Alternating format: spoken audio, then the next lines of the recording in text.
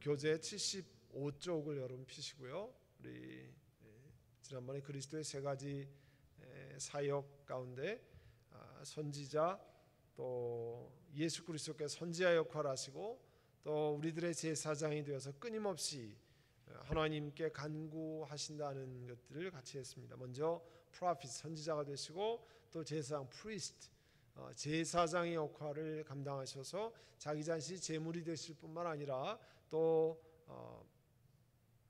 하나님께 우리를 위해서 끊임없이 간구하신다는 것들을 함께 나왔습니다. 그래서 우리를 위해서 기도하시는 분, 우리 아까 우리 주변에 있는 분들을 위해서 기도한 것처럼 여러분이 기도를 받기도 하고 기도를 하기도 하고, 우리가 9월 달에 또 중보기도 학교가 있는데요.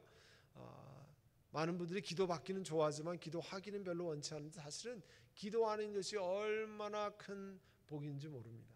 그래야 또 기도 받을 때 또 그 고마움과 다른 분들이 이렇게 영적인 spiritual labor, 영적으로 이렇게 열심히 수고하고 애쓴다는 것을 깨닫게 되는 거죠.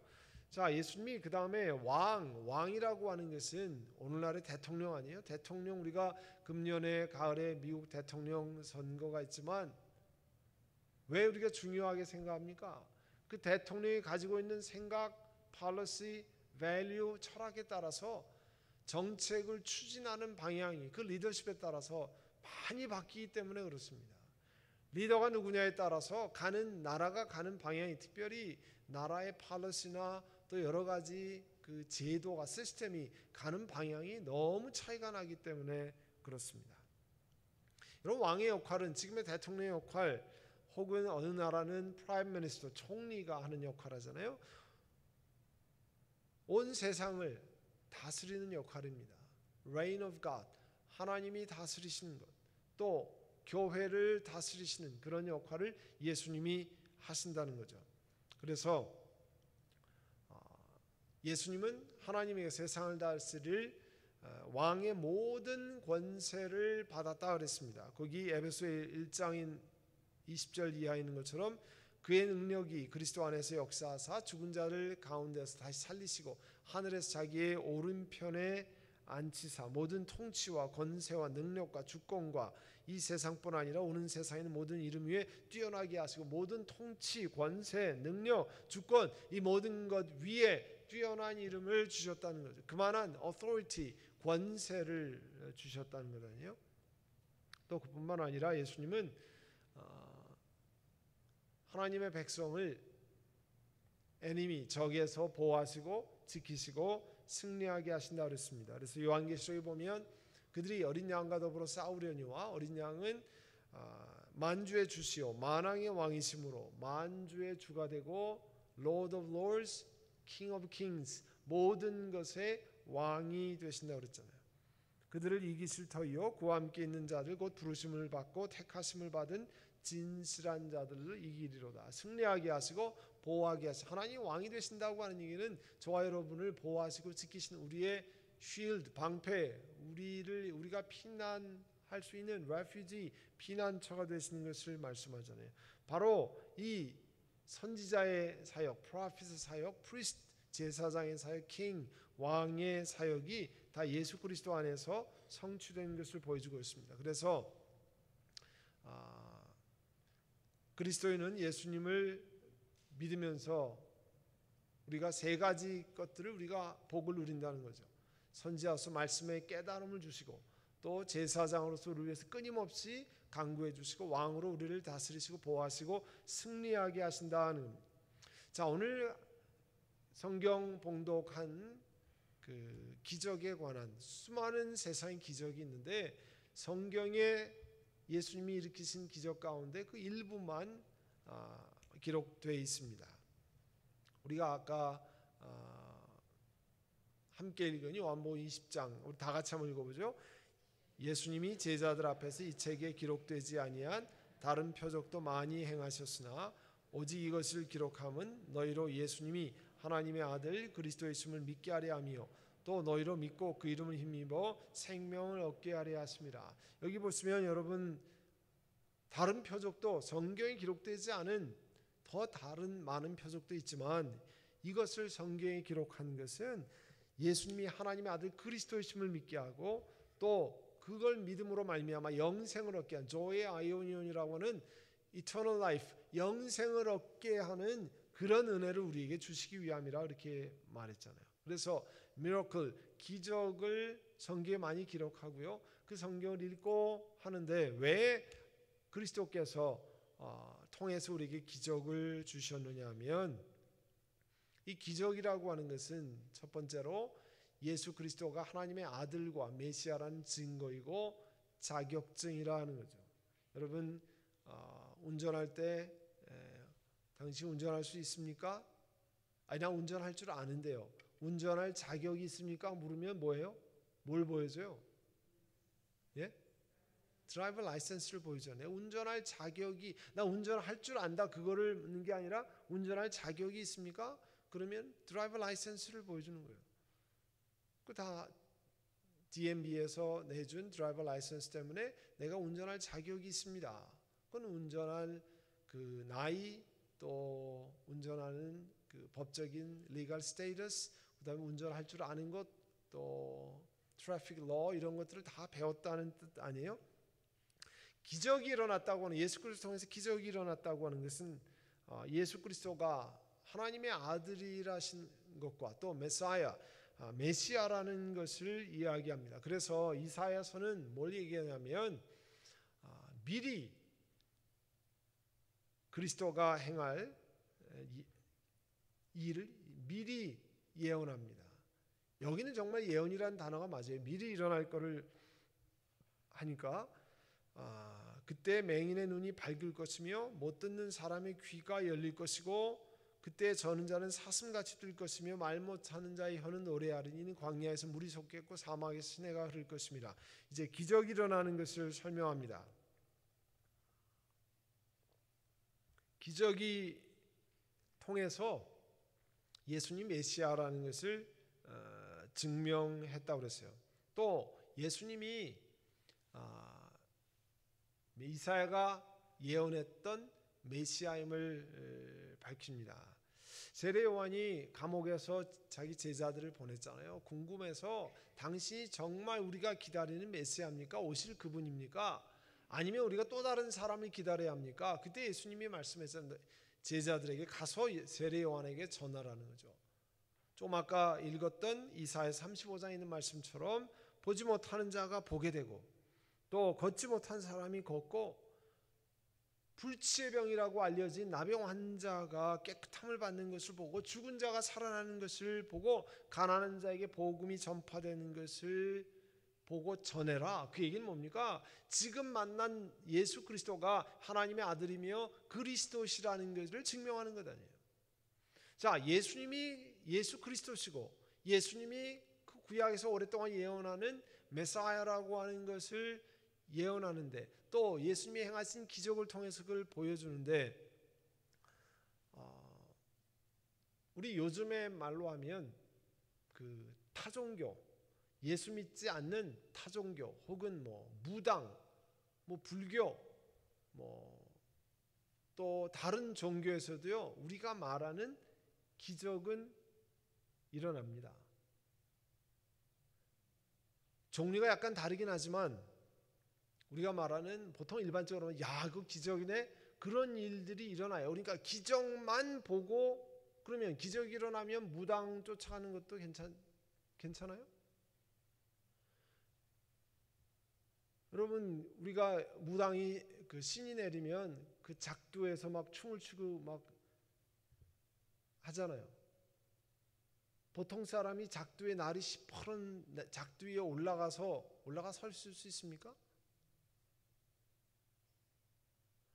지난번에 한번 그 비디오 클립을 보니까 그 자기가 신이 내린 무당이라는 걸 증명하기 위해서 돼지 있잖아요. 돼지 큰 거를 어깨에다 메고 그냥 올라가는 게 아니라 작두 위에 그 커다란 돼지를 메고 올라가서 거기서 뛰더라고요. 자, 우리가 세상에서 말하면 그 기적이잖아요. 그 거기 먼저 뭐 그런 거 할 때 꼭 그렇게 하잖아요. 무 같은 거 갖다 이렇게 댕강댕강 이렇게 하는데 그 위에 돼지 이만한 거를 지고 올라가서 거기서 춤을 춰요. 그러면 그 사람이 올바른 거냐는 거예요. 우리가 말하는 기적이라고 얘기할 수 있어요. 사람으로는 그렇게 안 되니까. 또 그런데 자, 성경에도 그런 이야기가 나와 있습니다. 제일 먼저 나오는 것 가운데 하나가 그 출애굽기잖아요. 이스라엘 백성들을 하나님께서 모세와 아론을 보내서 출애굽시킬 때에 바로가 안 보내니까 어떻게 했어요? 바로를 그 앞에서 모세와 아론이 하나님의 기적을 보였잖아요. 그때 맨 처음에는 그 전에 이제 바로 앞에서 지팡이가 뱀이 되게 하잖아요. 그랬더니 바로가 누굴 부르냐면 마술사를 부르고 현인, 옛날 번역은 박사, 뭐 이런 사람들을 불러요. 그리고 그 사람들도 똑같이 지팡이를 가지고 뱀을 만들어요. 또 그 다음에 그 물이 피가 되게 하는 것, 그 다음에 개구리가 다 무수로 올라오게 하는 것, 이런 것도요 똑같이 마술사들이 쫓아합니다. 그런데 그 다음에 우리가 말하는 그 뛰는 예, 그 이부터는 못해요. 같이 쫓아서 못해요. 자, 모세 때 우리 지금 성경에도요 바로의 마술사, 옛날에는 뭐 다른 번역, 요즘 여기 마술사라고 많이 번역되어 있어요. 영어로 하면 매지션이라고 이렇게 얘기합니다. 혹은 또 다른 번역 같은 데는 sorcerer 그렇게요. 이게요 우리 한국 말이랑 상당히 컨퓨즈가 되기 때문에 혼돈이 있을 수가 있어요. 국어 사전에 찾으면 마술 뭐가 나오냐, 마자가 무슨 마자면 그 마귀 마자예요. 마술할 때 술자는 꾀 술자, 마귀의 꾀라 그런 뜻이에요. 마술이 본래. 그런데 우리가 일반적으로 마술하면은 어떤 걸로 합니까? 손 가지고 빨리 해서 손을 속임수로 한다든지, 아예 국어사전에, 우리 한국 국어사전에 어떻게 되어 있냐면 마술 이렇게 얘기했어요. 재빠른 손놀림이나 여러 가지 장치, 속임수 따위를 써서 보여주는 구경거리, 이거를 마술이라고 그랬어요. 근데 여기서 성경에서 말하는 마술은 그런 손놀림하는 뜻이 아니에요. 본래 그 마술, 마귀의 꾀는 단순히 손놀림이 아니죠. 본래 그 우리가 소서러, 영어로 소서러, 우리가 말하는 신접한 사람, 그런 표현인데요. 그건 소서리를 행하는 사람인데, 소서리는 뭐냐면 악령의 도움으로 초자연적인 일을 실행하는 사람을 소서러라고 해요. 영어로 하면 우리 말하는 신접한 사람, 우리가 말하는 박수무당, 이런 사람들은 다 악령의 힘을 빌려서 작두해서 뛰기도 하고 신을 불러서 죽은 할머니를 뭐 불러오기도 하고, 그거 전부 귀신을 불러오는 게, 그게 전부 뭐예요? 악령의 힘을 빌려서 하는 거예요. 그러니까 악령의 힘을 빌려서 하는 것 자체가 그 성경에서 마술이라고 하는 거에, 그래서 악령의 힘을 빌려서 하는 걸 이야기하는 거예요. 이 출애굽기 7장 이하에 나오는 그 애굽의 술사들을 불러가지고 막대기를 뱀으로 변하게 만들고 뭐 이렇게 여러 가지 할 때 그걸 어떻게 해석하느냐, 해석이 꽤 분분해요. 그 당시에 마술사는 신과, 이 당시 신은 이집트에서 뭘 섬겼어요? 태양신을 섬겨요. 라라고 하는 태양신을 섬기는데, 그 태양신과 그 사람의 중개 역할을 하고 사람이 잘 될 것이냐 못 될 것이냐 점을 치는 그런 사람들을 가르쳐서 마술사라 그렇게 불렀어요.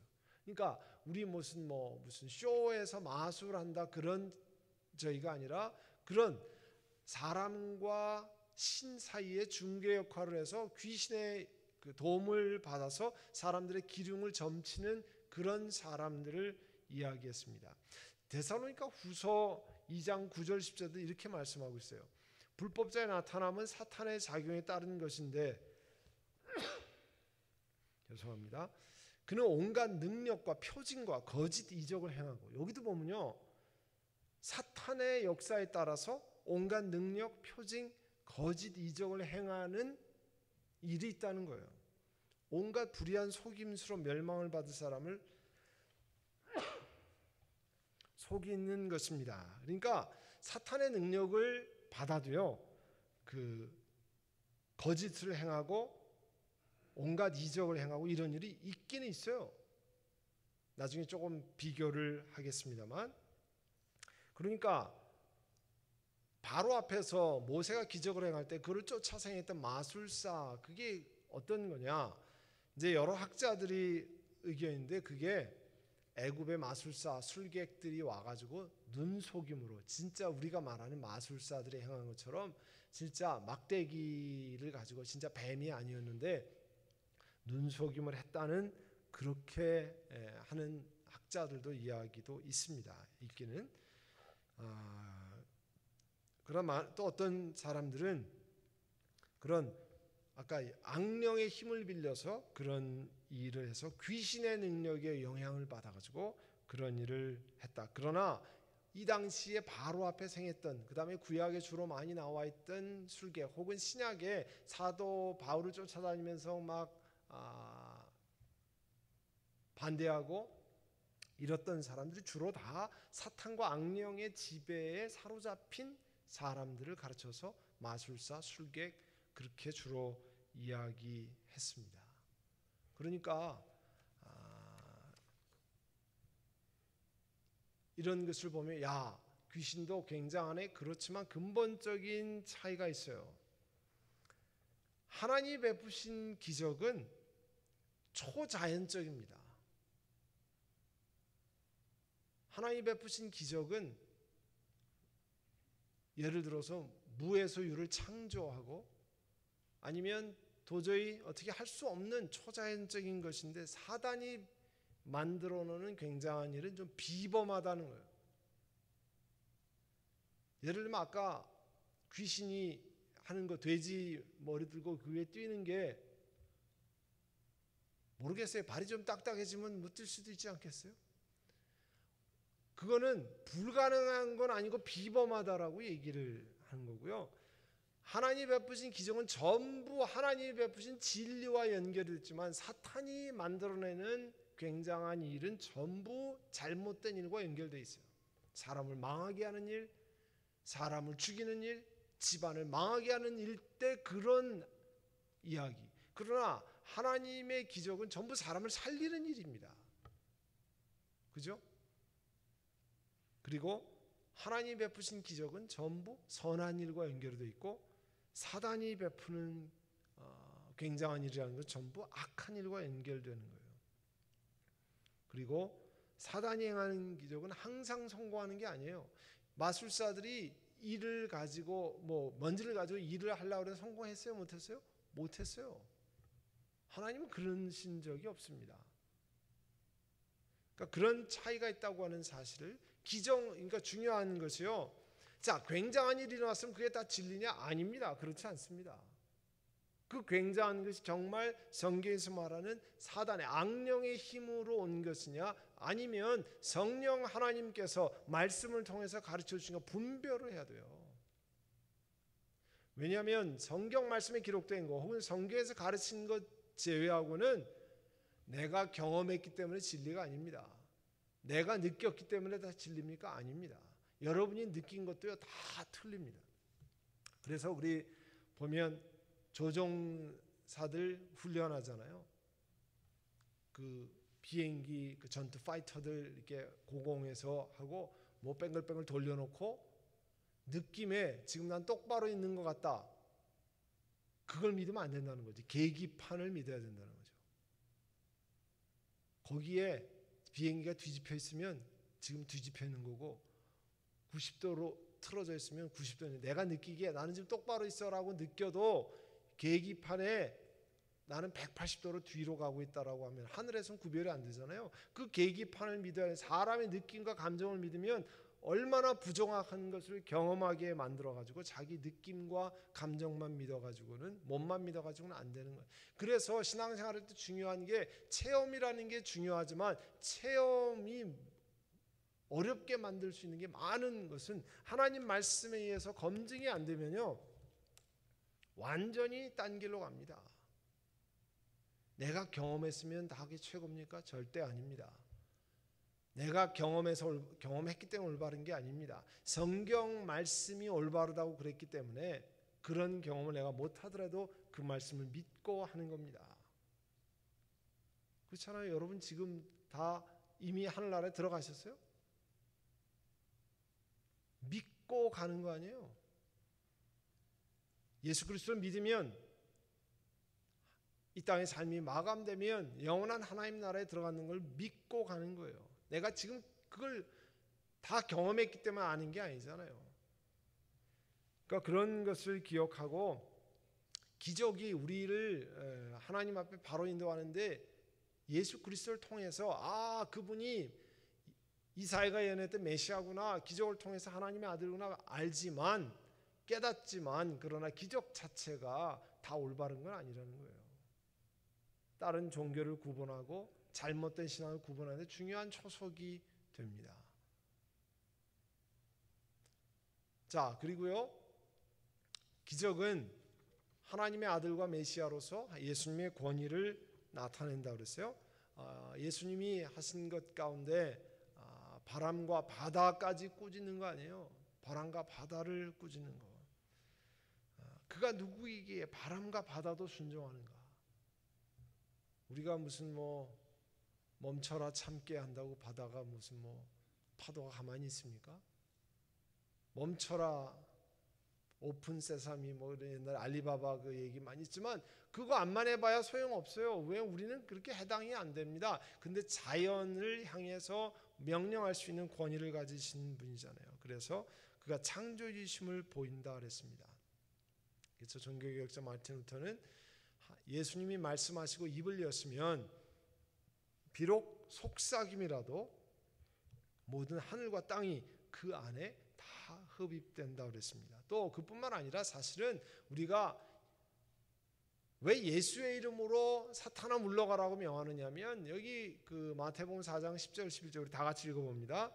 이에 예수님이 말씀하시되 사탄아 물러가라 기록되었을 때 주 너희 하나님께 경배하고 다만 그를 섬기라 하느니라. 이는 마귀는 예수를 떠나고 천사들이 나와서 수종들이야. 예수님이 여기 말씀으로 물리치셨잖아요. 베드로 전서에도 원수마귀를 대적하라. 그리하면 저가 너희를 피하리라 그랬어요.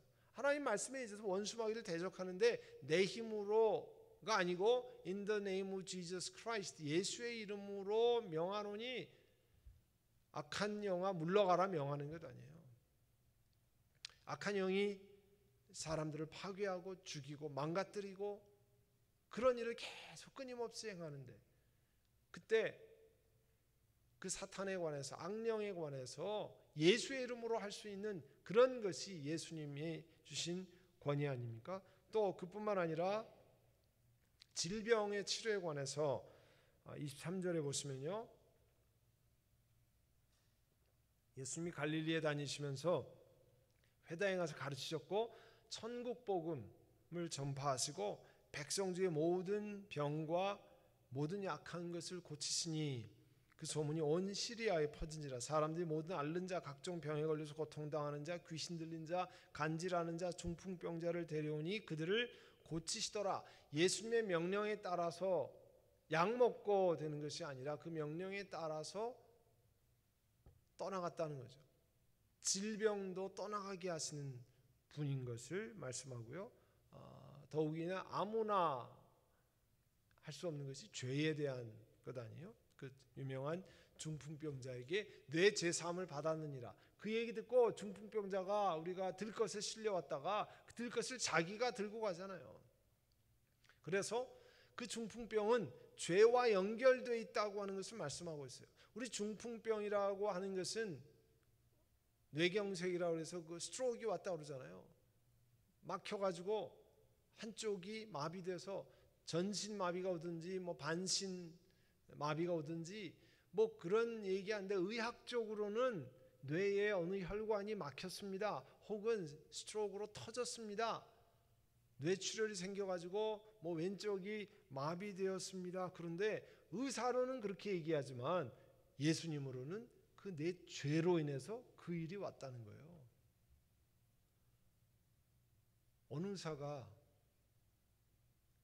왼쪽 뇌에 출혈이 생겼습니다. 그래서 반신불수가 됐습니다. 그런데 그 죄가 있어서 그 죄 때문에 그렇게라고 이야기할 수 있는 의사가 어디 있습니까? 그렇게 얘기할 수 있는 의사 선생님이 안 계시죠. 이 죄 때문에 이렇게. 그러나 예수님은 그 죄에 대한 권위를 보이고 그 죄 때문에 이런 일이 왔다는 거예요. 그래서 그 죄를 용서하심으로 인해서 그 중풍병이 나은 것을 이야기하고 있습니다. 많은 성경의 기록 가운데 몇 군데 안 되는 죄가 직접적으로 병과 연관이 있을 때의 이야기 가운데 하나예요. 모든 병이 모든 죄와 연결된 건 아니에요.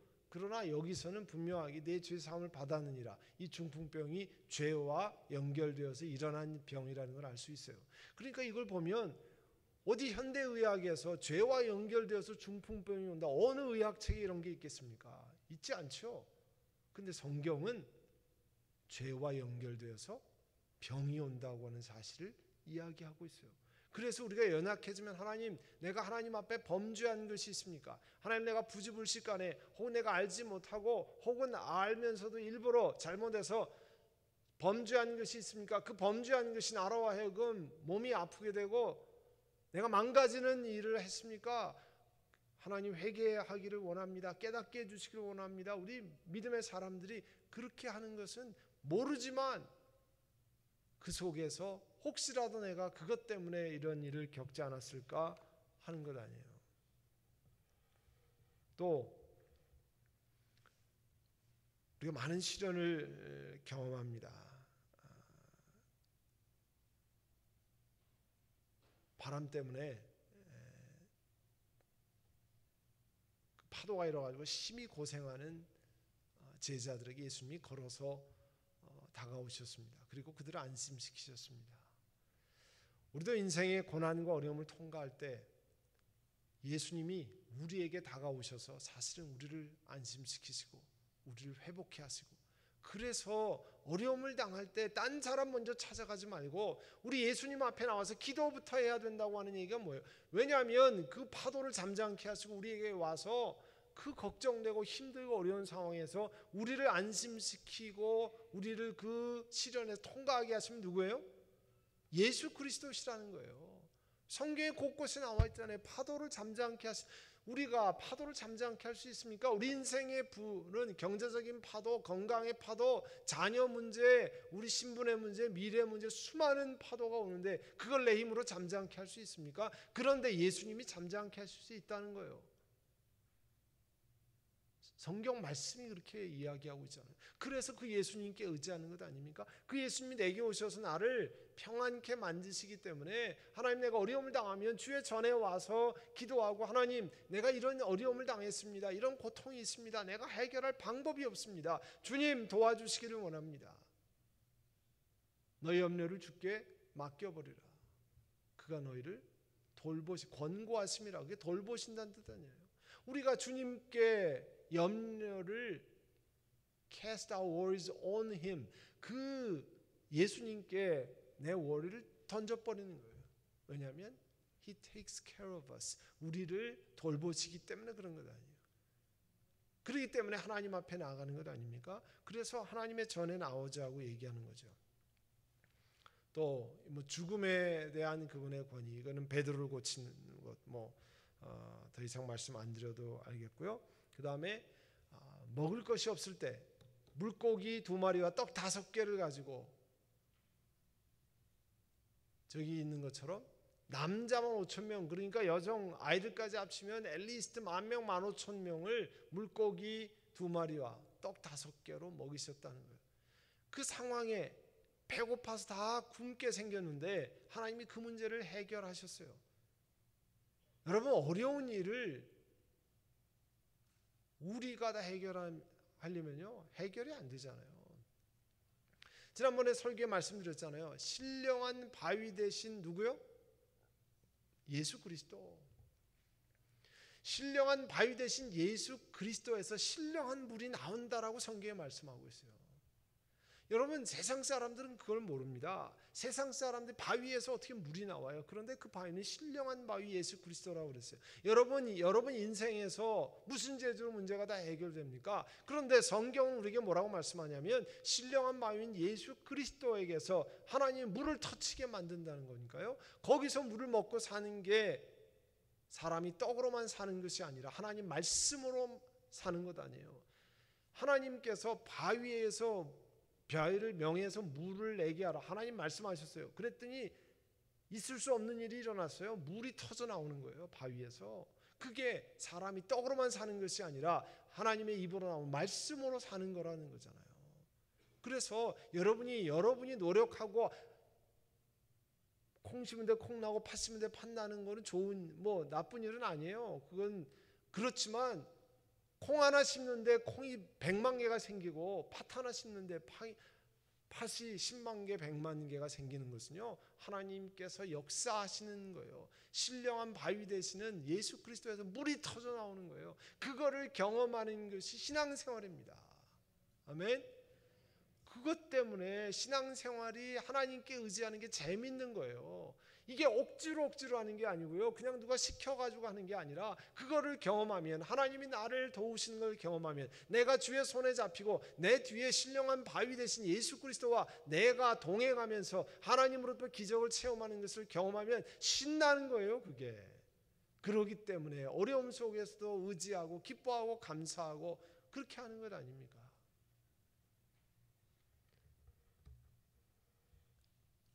이제 오늘 주는 그 교훈만 하고 마치겠는데요. 완전함의 절대적인 예수님의 기적은 그분이 하나님의 아들이심을 입증하기에 충분하다. 기적이 하나님의 아들이라는 게 아니고 기적을 통해서 하나님이 누구신가를 보인다, 그런 뜻이에요. 그런데 말씀인 것처럼 성경 말씀을 통해서 우리에게 가르치시는 거예요.